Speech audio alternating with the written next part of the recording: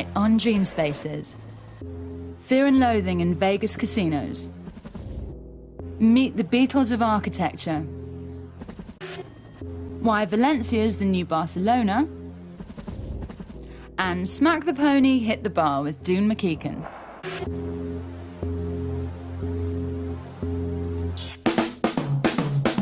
Buildings don't always tell the truth. Sometimes they have hidden motives, and sometimes they're downright cheats. The best place to see this is Vegas. Its legendary casinos come in a dazzling range of architectural styles, but they all have one simple aim. They want your money, and to get that, they first need to grab your attention by any means necessary. Driving down the Strip is a full-on visual assault.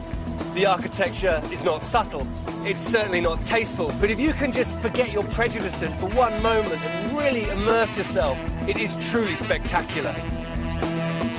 One of the most skillful examples is the Luxor, a 36-storey steel and black glass pyramid which is a 3/4 scale version of one of the great pyramids of Giza. This is architecture as showbiz, set on a scale beyond Hollywood. It's easy to dismiss this as pastiche or fat Elvis kitsch, but behind the razzmatazz is an amazing feat of engineering. Inside, the Luxor has no visible columns, making this the biggest open atrium in the world. Apparently, you can fit 9 747 jumbo jets in here.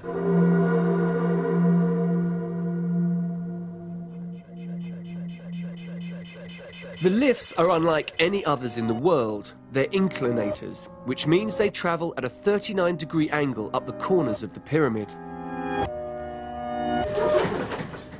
Vegas casinos used to suck gamblers in with the dazzle of neon, but now the Luxor draws them like moths to a giant beam of light. The skybeam is created by these 39 enormous lamps, which are all focused to create one very narrow, powerful beam of light. This being Vegas, it is of course the brightest beam of light in the world, and along with the Great Wall of China, are the only man-made things visible from space. We're not just about gaming, and that is due to the simple fact that you can gamble in so many places in the US and in so many places around the world now. If it's just casino gaming you're after, why go all the way to Las Vegas? There has to be something else to draw people here. And hence you see the evolution of the spectacular themed resort and all the other attractions that go with that. Vegas is all about showmanship. Buildings on an enormous scale designed to dazzle. But it's also incredibly convenient, condensing the entire world's architectural heritage into just a few city blocks. Consisting of 12 skyscrapers, 1/3 the size of their originals, New York, New York plays tricks with classic 30s style. If you look at the building from this part of the Strip, you can see it's just a narrow slab hotel. But from the front, the hotel really looks massive, just like a true New York City block. And that's been achieved by some very clever use of perspective. They've broken up the facade of the building to give it some real depth. It's an incredible piece of three-dimensional trompe-l'oeil. The whole illusion of New York and Vegas is so strong that after 9/11, visitors left tributes at the foot of the hotel's Statue of Liberty. But the architects haven't created these sites just to amuse you. Every last detail is designed to tempt you into the casino and keep you there till your pockets are empty. As soon as you enter, you're bombarded by slot machines. The lights and the noise of the casino floor are hypnotic, deliberately designed to draw you further into the room. Resistance is futile. This is where the casinos want you to be, on the gaming floor, playing the slots or betting at the tables. And once they've got you here, the best way to keep you here is to perfectly control that environment, so you lose track of time and you lose track of reality. There are no windows and no clocks on any of the casino floors. The boundaries between inside and outside, night and day, are completely blurred. Vegas is trying to shift its focus away from purely gambling, and as a result, its architectural priorities are shifting. The Venetian stands on the site of the old Sands Hotel, where Frank Sinatra and the Rat Pack hung out. you can bet it's still a casino, but it makes a massive effort to draw your attention to other ways you can give them your money. The design tries to make it feel like a sophisticated hotel for the worldly traveller, and it works, if you're very gullible and you've never been abroad. Despite its luxurious image, the Venetian is in no way intimidating, because its primary aim is to get you inside. These casinos are like democratic palaces. No matter who you are or where you're from, they want you to come in, as long as you've got some money and you're willing to spend it. People can come here and stay in this hotel and not go outside for 5 days. They come in and they have their business event in our meeting room complex. They can eat in our restaurants. They can shop in our mall. They can gamble in our casino and sleep in our hotel. They never have to go outside. So we don't really rely on trickery so much as giving the people a place to feel good within. And yeah, there are no windows, there are no clocks, there are no visible doors. But that has a lot more to do with making people feel this is a very special place with a very special experience than it does about tricking them about where they are. Yeah, right. As ever, all roads lead to roulette. The beginning and the end of the shops, escalators drop down into the casino, and that's so people going in and out of the shops have to go through the casino to get out of the building. 40,000 people a day use the Venetian shopping mall. They're all drawn here by an audacious example of architectural sleight of hand.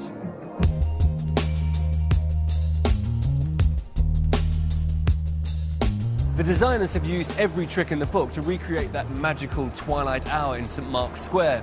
And it's so successful that before long you completely forget you're on the second floor in a windowless box. Venice was inspired by Renaissance ideals of human potential. This was inspired by the love of fat stacks of cash. But whatever you do, just don't tap anything. Everything is completely fake. Everybody knows it. But they just don't care.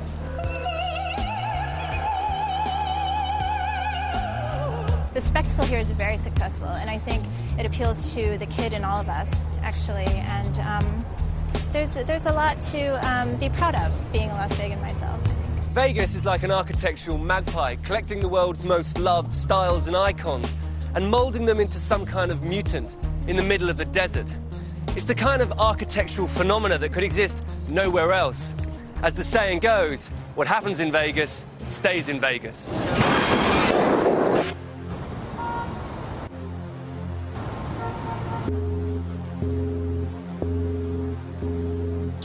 In 2001, the Royal Institute of British Architects gave out their Lifetime Achievement Award to an architectural group called Archigram.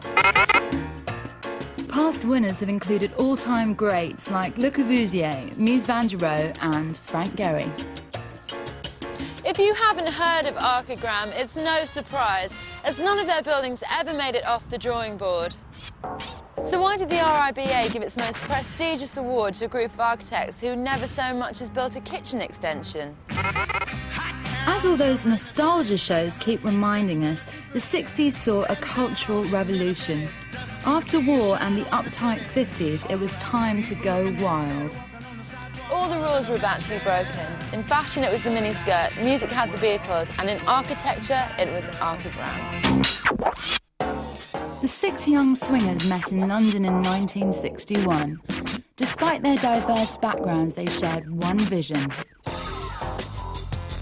Architecture was far too uptight, it's far too narrow, it's far too po-faced, boring, very gentlemanly. We were pissed off with that, quite frankly. They wanted architecture that spoke to their generation in a fresh, modern way, so they published a magazine called Archigram. The Archigram magazine came out about halfway through the time I was a student, and basically it was a kind of anything goes kind of philosophy.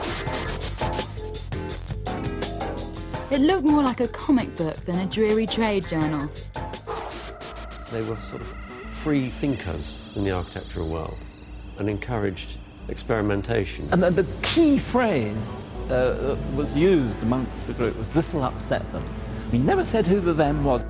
But the magazine wasn't just doped-up doodling. Its ideas were wildly radical, using space-age technology to create a totally new